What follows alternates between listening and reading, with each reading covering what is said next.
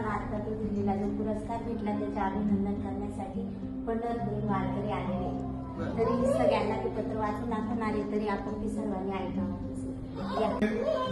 गोदावरीच्या काठावरून निघत होतो पंढरपूरच्या वारीला जाता जाता गोदाबाईने सांगितलं, एक अभिनंदनाचं पत्रवारी वारकरी बुवा तुम्ही जाता जाता द्याल का? गोदावरीचा सुपुत्राने दिल्लीला आपल्या कर्तृत्वाचा डंका वाजवला आणि एक सत्कार झाला, एक सोहळा झाला. तो कशाबद्दल झाला आणि गोदाबाईने सांगितलं एक अभिनंदनाचं पत्रवारी आपण घेऊन जाऊया. तर ते अभिनंदनाची पत्रवारी काय असते आणि गोदाबाईने काय सांगितलं पुरस्कार कसा असतो आणि त्याच्या मागे काय संघर्ष असतो. पण कधी कधी आपल्याला काही गोष्टी माहित नसतात. तर गोदाबाई सांगताय, पुण्यश्लोक अहिल्यादेवी होळकर पुलावरून गोदाबाईच्या काठावरून अभिनंदनाचं, गौरवाचं, कौतुकाचं आणि शुभेच्छांचं पत्र अभिषेक तुझ्यासाठी. अभिषेक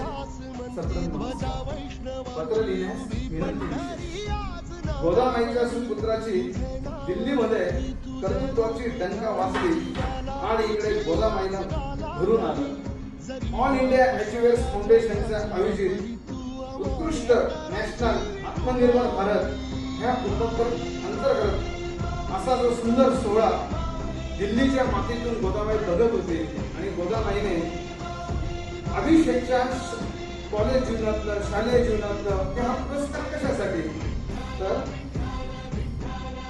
अभिषेकने आपलं शिक्षण सुरू असताना चेस म्हणजे बुद्धिबळ त्याच्यावरचं एक ऍप तयार करून एक असं उत्कृष्ट असं विद्यार्थ्यांसाठी तयार केलेलं त्यावेळेच्या नाशिकच्या वर्तमानपत्रांनी घेतलेली दखल आणि ते द्यावं की द्यावं असं अभिषेकची घालमेल सुरू होते.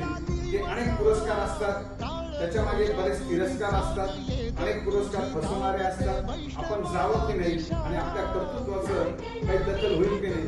पण अस्मिता असेल, आईची साथ असेल, वडिलांची साथ असेल, एक करून तो बघू एक सहज आयोजित केलेल्या अर्जाद्वारे माहिती पाठवली आणि माहिती पाठवल्यानंतर अभिषेक तुझी घालमेल होती की खरंच असेल का, दस्तऐवजीचा नसेल, परंतु तू केलेल्या कर्तृत्वाची, तुझ्या त्या बुद्धिबळाची दिल्लीकरांनी, सरकारातल्या आयोजकांनी त्याची दखल घेतली आणि त्याबद्दलचं पत्र तुला ते पाठवलं.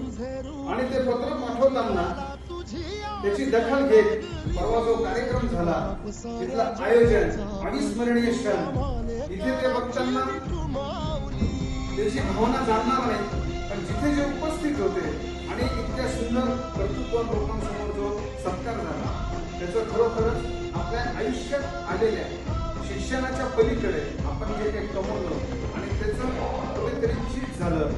जन्माला येऊन आपल्या शिक्षणाचा, आपल्या बुद्ध्यांकाचा कुठे जर डंका पेटला तर त्याला महत्व असतं. आणि खरोखरच महाराष्ट्रातून फक्त 2 जणांची निवड होणं हा सुद्धा कौतुकास्पद आणि गौरवास्पद त्याची गोष्ट आहे आणि त्याची कुठेतरी दखल घेतली जावी असं गोदाबाईला वाटलं.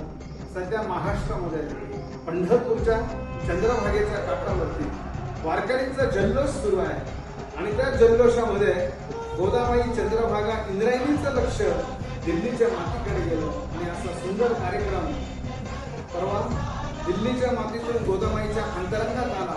आणि गोदाबाईने सांगितलं, हे गौरवपत्र आणि ही मायेची शाल, ज्या वेळेला सत्कार होतो, पुरस्कार मिळतात तेव्हा जबाबदारी वाढलेली असते.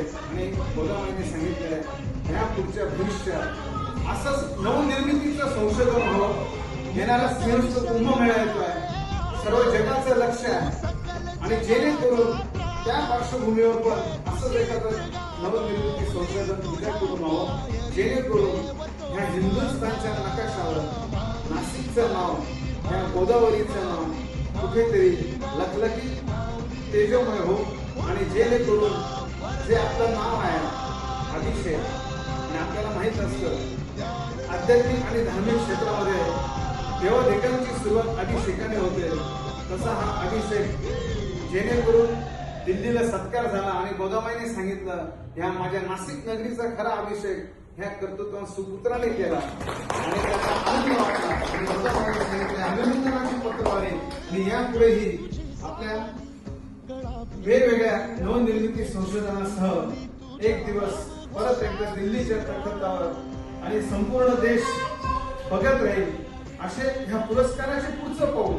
पुरस्कार घेतलं थांबायचं नाही, त्याच्या पुढचं पाऊल आणि त्याचं उच्चांक, कारण असे क्षण पुढच्या पिढीला प्रेरणादायी करत असतात. एकदा तुमच्या सर्वांच्या वतीने हे गोदामाईचं पत्र आणि हे गौरव पत्र जरी बाप सारा जगाचा परी तू